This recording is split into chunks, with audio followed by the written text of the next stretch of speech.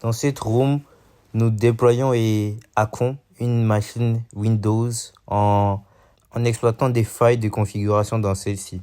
Donc ici, nous avons déployé la machine virtuelle. Et comme première question, on nous demande de scanner la machine. Et pour scanner la machine, on a pris une commande qu'on a trouvée sur Internet. Parce qu'on n'a pas vu le cours sur le scannage de machine sur Nmap. Voilà, donc on met l'adresse IP target. Voilà, et là on a le scan de la machine. À la deuxième question, on nous demande combien de ports ont moins de 1000 comme numéro. Et du coup, il y en a 3.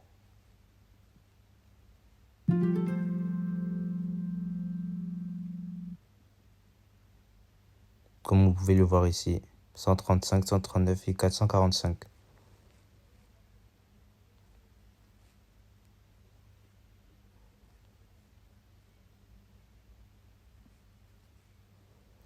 Et on nous demande ici à quelle faille la machine est vulnérable. Et quand on descend, on voit bien ici qu'elle est vulnérable à la faille MS10, au script MS17-010.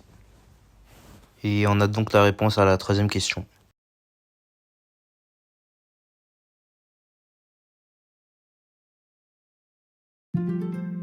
Et dans cette deuxième étape, nous allons voir comment exploiter la machine et avoir un point d'ancrage. Pour cela, nous allons démarrer Metasploit.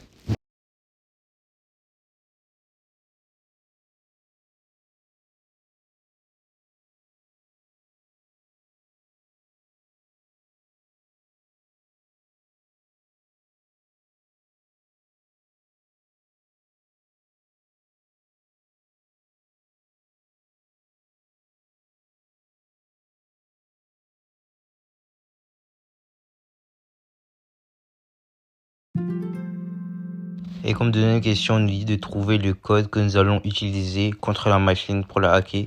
Pour ce faire, on va chercher le script MS17-010 de la réponse précédente.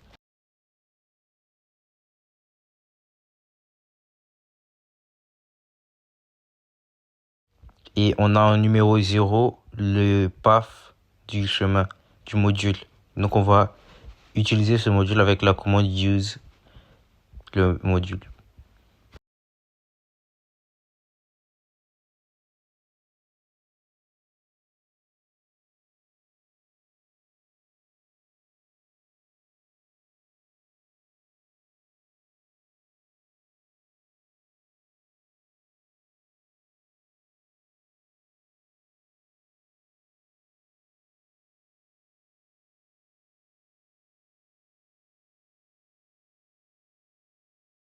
Et maintenant, on va utiliser la commande show option. Je vais vous montrer les options qu'il y a.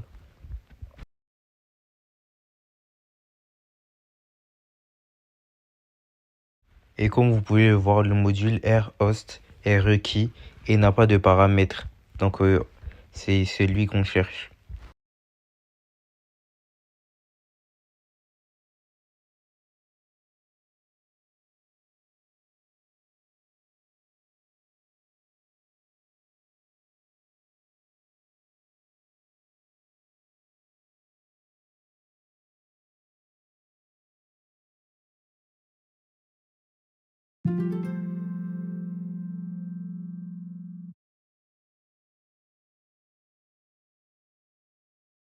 Et donc ici, après avoir fait toutes les commandes, vous voyez que Meterpreter a marché. Et on est dans la console Meterpreter. Mais on la ferme pour continuer. Et maintenant, on nous demande de chercher le module shell ou Meterpreter dans les fichiers. Et là, on fait la commande search. On le trouve et du coup, on va l'utiliser.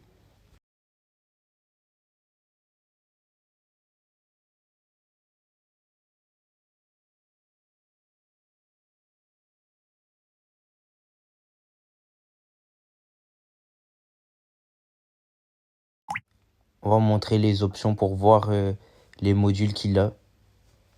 Et voilà, et on va voir que c'est le module qu'on recherche et on va le mettre à un paramètre de 1.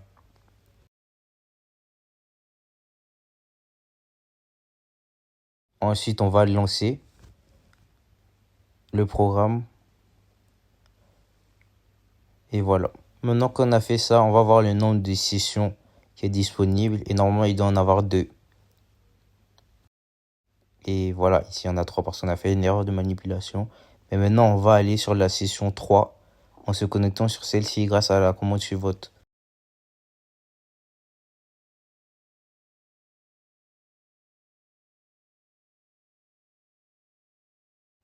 Voilà, on arrive donc à se connecter grâce à la commande session 1.i.3. Maintenant, on va vérifier qu'on est arrivé au NT authority/system avec la commande get system et shell, ensuite run et wami.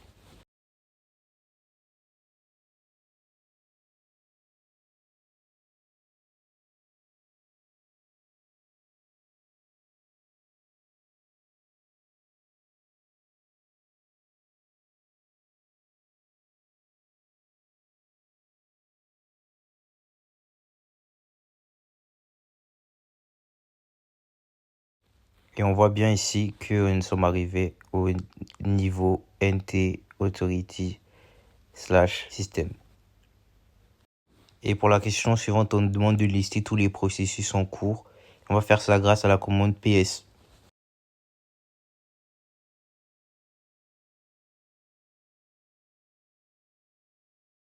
Et ici, on voit bien donc tous les processus en cours.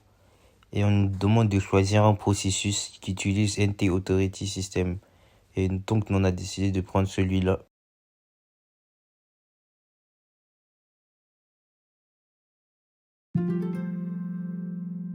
Et maintenant, on nous dit de migrer sur ce processus en utilisant la commande migrate avec le numéro du processus.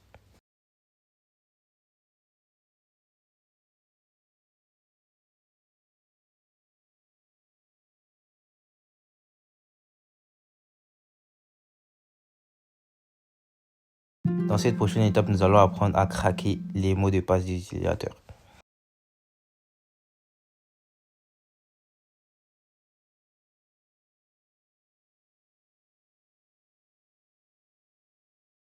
Pour ce faire, on va utiliser la commande hashDump et on va voir tous les mots de passe, tous les hash de mots de passe.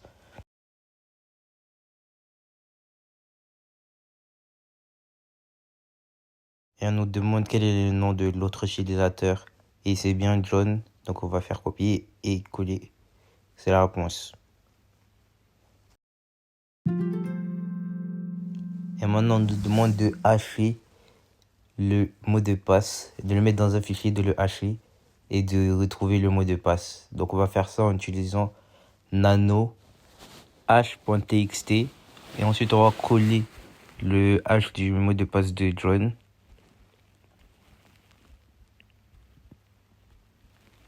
On va ensuite le coller.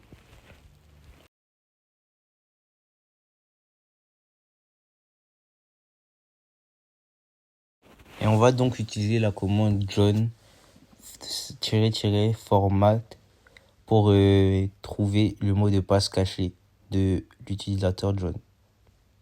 Mais là, j'ai oublié un H, du coup, ça va pas marcher. Et la vraie commande, c'est JOHN.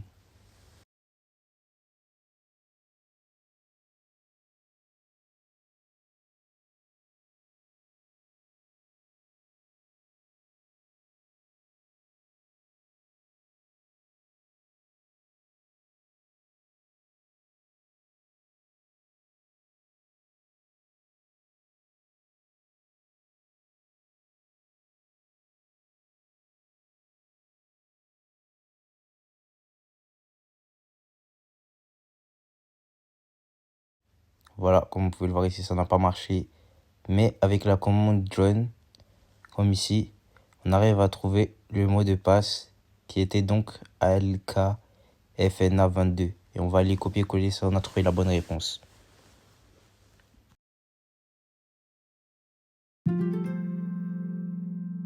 Et c'est donc fini pour cette étape. Et dans la dernière étape, on va se balader. La dernière étape consiste à se balader dans Meterpreter et trouver des flags différents qui sont cachés dans différents dossiers.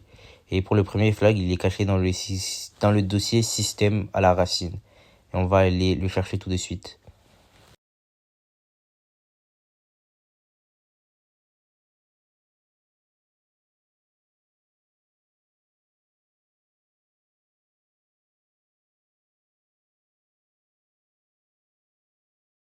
Ici, on voit qu'on est dans le dossier système 32 qui est dans Windows. Et on va aller aussi à la racine et encore à la racine pour trouver le flag 1.txt. Et comme vous pouvez le voir ici, en bas à droite, il y a le flag 1.txt qu'on va lire grâce à la commande 4 et on va trouver le flag.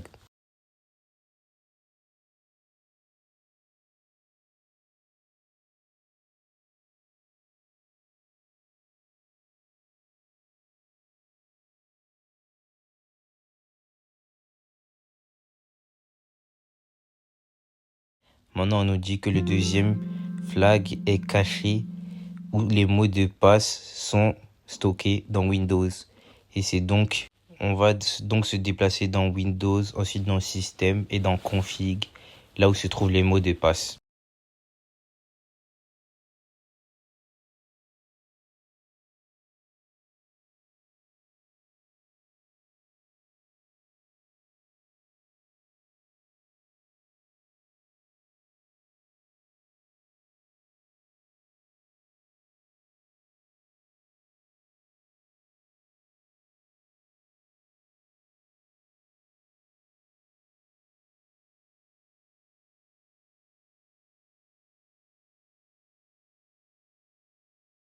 Et on va encore utiliser la commande 4 pour trouver le flag numéro 2.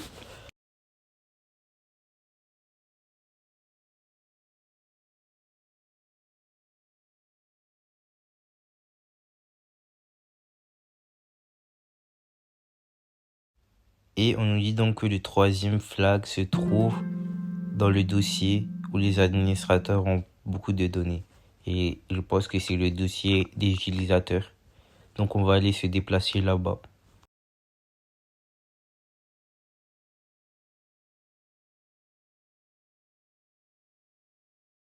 J'ai d'abord tenté de me déplacer dans le dossier administrateur dans user, mais ça n'a visiblement pas marché.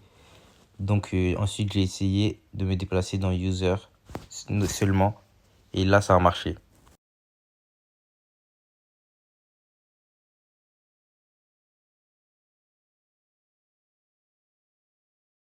Et là, comme vous pouvez le voir, ça a marché.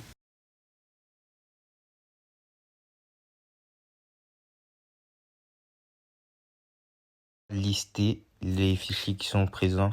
Et ici, on voit le dossier John. Donc, on va se déplacer dans le dossier John pour voir ce qu'il y a à l'intérieur.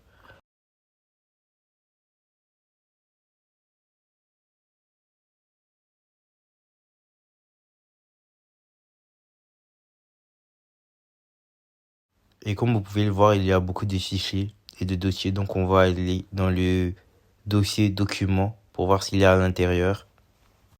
Ensuite, on utilise ls pour voir la liste des documents présents. Et là, on voit qu'on a enfin trouvé le flag numéro 3. Et on va utiliser encore la commande 4 pour se connecter, pour voir l'intérieur du fichier. Et voilà, et on a enfin trouvé le flag numéro 3. C'était donc tout pour cette room. Merci beaucoup de m'avoir écouté.